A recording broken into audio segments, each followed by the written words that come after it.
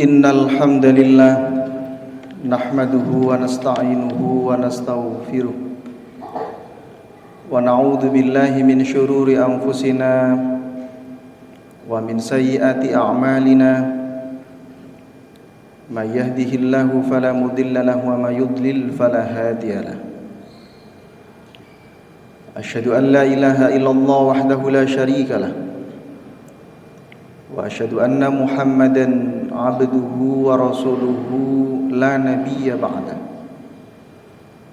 Allahumma salli ala sayyidina Muhammad wa ala alihi wa sahbihi wa mawalah, amma ba'd. Fa ya ibadallah usikum wa nafsi bitaqwallah faqad fazal muttaqun. Qala Allah ta'ala: Ya ayyuhalladzina amanu taqullaha haqqa tuqatih wa la tamutunna illa wa antum muslimun. Ma'asyiral muslimin rahimakumullah. Siang ini tema yang diberikan kepada saya adalah ikhlas. Tema yang hampir 5 tahun terakhir ini tidak pernah saya bahas karena ringannya di lisan tetapi susahnya dalam perbuatan.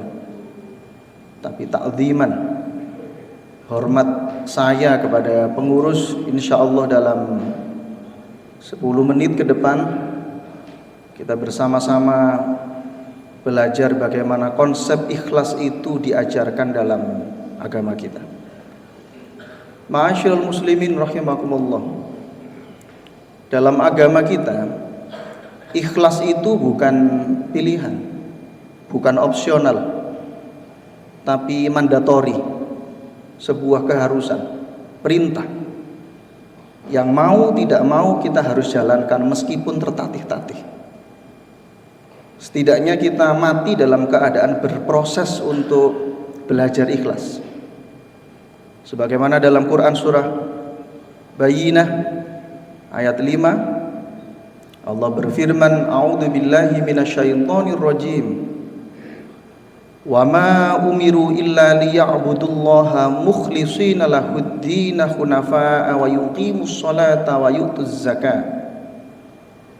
Wa yuqimus salata wa yu'tuz zakata wa dzalika dinul qayyimah. Padahal mereka itu, kata Allah, diminta untuk menjalankan perintah Allah itu semata-mata karena Allah, ikhlas semata-mata karena Allah. Wa yuqimus sholata wa yu'tuz zakah, dan mereka juga tidak hanya diperintah untuk ikhlas, tetapi juga diperintah untuk mendirikan sholat, menjalankan zakat. Dzalika dinul qayyimah, karena hanya dengan itu agama kita ini bisa tegak berdiri kokoh. Ayat ini secara implisit menggambarkan bahwa kita semua ini manusia, saya dan para jamaah sekalian, itu punya kecenderungan untuk tidak ikhlas. Secara naluriah kita ini senang dipuji. Sifat dasar manusia ini senang menjadi pusat perhatian, pamrih, menjalankan setiap kebaikan itu sebagai ritual transaksional. Ada yang kita beri dan kita berharap ada yang kita terima. Ada yang kita baca ayatnya dan kita berharap ada pahala yang kita tabung. Karena itu adalah naluri dasar manusia. Maka ayat ini mengajarkan kepada kita, jika engkau ingin posisi yang agung, maka lepaskan itu semua. Hanya beribadah karena Allah. Sekali lagi, ikhlas itu tidak mudah. Dan ikhlas itu adalah ibadah yang paling berat. Itulah kenapa kata Sahal bin Ubaidillah, tidak ada amalan yang lebih berat di dunia ini kecuali tulus beribadah hanya berharap ridha Allah Subhanahu wa taala. Dan berikutnya yang tidak kalah penting yang harus kita pahami adalah ikhlas itu perbuatan hati yang tidak tampak. Hak prerogatif Allah. Kita manusia tidak berhak menilai ibadah orang lain apakah ibadah itu ikhlas atau tidak. Kita tidak bisa menilai ibadah sedekah orang lain itu tidak ikhlas hanya karena dia meminta bukti pembayaran infak yang dia berikan kepada masjid.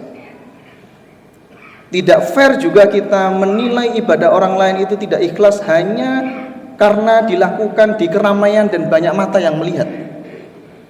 Ikhlas atau tidak ikhlas itu adalah sekali lagi hak prerogatif Allah, dan Allah tahu kepada siapa ikhlas itu akan diberikan.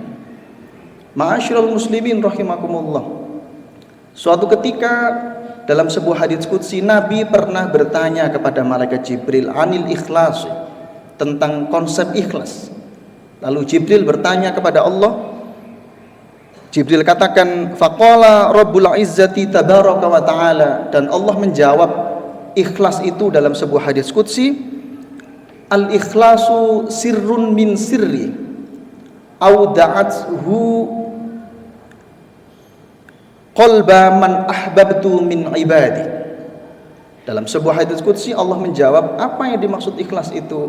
Ikhlas itu adalah sirrun min sirri au da'athu qalba man ahbabtu min ibadi. Ikhlas itu sebuah rahasia dari sekian banyak rahasia yang aku miliki. Au da'athu qalba man ahbabtu, aku berikan ikhlas itu kepada hati hamba yang aku inginkan dari sekian banyak hamba yang ada di muka bumi ini. Maka sekali lagi ikhlas itu adalah hubungan hamba dengan Tuhan. Bahkan dalam sebuah riwayat, malaikat pun tidak bisa mencatat amal ikhlas yang ada dalam hati manusia. Yang dicatat oleh malaikat itu hanyalah apa yang tampak. Tetapi urusan ikhlas itu adalah hubungan hamba dengan Allah, dan itu adalah hak prerogatif Allah kepada siapa akan diberikan. Ma'asyiral muslimin rahimakumullah. Dalam Al-Quran, figur yang dijadikan Allah contoh agar kita bisa meniru keikhlasannya adalah Nabi Ibrahim alaihissalam. Nabi Ibrahim oleh Allah dinobatkan sebagai kekasih Allah bukan tanpa alasan. Salah satunya adalah karena keikhlasannya dalam menerima setiap perintah Allah tanpa komplain, menerima setiap takdir Allah tanpa syarat. Dan itu adalah menjadi salah satu alasan mengapa Nabi Ibrahim dipilih oleh Allah menjadi kekasih Allah. Sebagaimana dalam Quran surah An-Nisa ayat 125, A'udzubillahi minasyaitonir rajim. Wa man ahsanu dinan mimman aslama wajhahu lillahi wa huwa muhsinun wattaba'a millata Ibrahim hanifa wattakhadallahu Ibrahim khalila. Wattakhadallahu Ibrahim khalila. Dan Allah mengangkat Nabi Ibrahim sebagai kekasih Allah. Jika kita membaca sejarah, salah satu bukti keikhlasan Nabi Ibrahim dalam menerima perintah dan takdir Allah itu digambarkan dalam Quran surah As-Saffat ayat 102. Bagaimana Nabi Ibrahim menerima perintah penyembelihan Nabi Ismail tanpa komplain, tanpa syarat, tanpa bertanya panjang lebar. Dikisahkan di sana, falamma balagha ma'hu sa'ya, ketika usia Ismail itu sudah cukup, qala ya bunayya, wahai anakku, inni ara fil manami, aku itu bermimpi dalam tidurku, anni adbahuka, aku akan menyembelihmu, fandur madza tara, bagaimana menurutmu wahai Ismail? Dijawab oleh Ismail, ya abati fa'al ma tu'mar, lakukan wahai ayahku apapun yang Allah perintahkan kepadamu, satajiduni insyaallahu minas sabirin, niscaya engkau akan mendapatiku termasuk orang-orang yang bersabar. Perjalanan Nabi Ibrahim ini menjadi pelajaran bagi kita untuk belajar ikhlas, belajar menerima takdir dan ketetapan Allah tanpa komplain, tanpa bertanya panjang lebar, karena kita yakin bahwa yang diberikan oleh Allah adalah yang terbaik. Ma'asyiral muslimin rahimakumullah, apa yang dimiliki oleh Nabi Ibrahim, keistimewaan yang dimiliki oleh Nabi Ibrahim adalah buah dari keikhlasan yang dia miliki. Buahnya adalah ketenangan jiwa, keturunan yang baik, anak yang soleh, yang patuh kepada perintah agama dan kedua orang tuanya, Dan yang terakhir ini tentu menjadi harapan kita semua. Dan hari ini ketaatan anak-anak kita menjadi sesuatu yang langka. Maka dengan kata lain, jika kita ingin anak-anak kita menjadi anak yang baik, yang soleh, maka saya mengajak diri saya sendiri dan para jamaah sekalian, mari kita sama-sama belajar menjadi orang tua yang ikhlas tanpa pamrih, berkeringat untuk kebaikan mereka, ikhlas membesarkan mereka tanpa sedikit pun terbesit di hati kita untuk menikmati rupiah yang mereka hasilkan.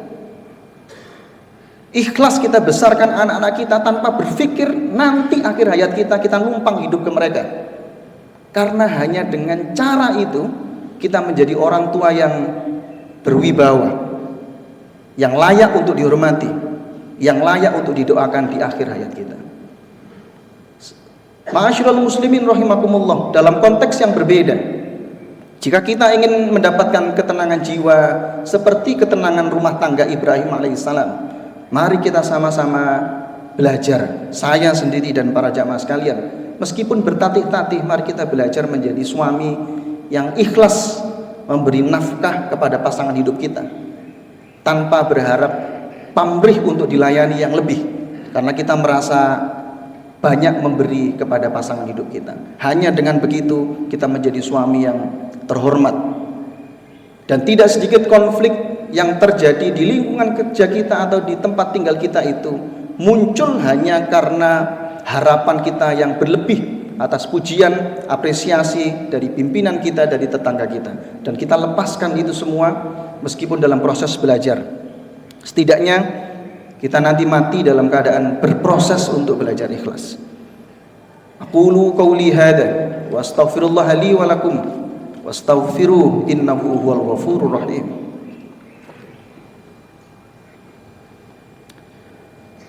Alhamdulillah wa syukru ala ni'matillah, asyhadu an la ilaha illallah wahdahu la syarikalah, wa asyhadu anna Muhammadan abduhu wa rasuluhu la nabiyya ba'dah.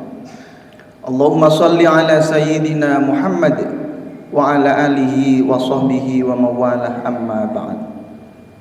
Fa ya ibadallah usikum wa nafsi bi taqwallah faqad fazal muttaqun.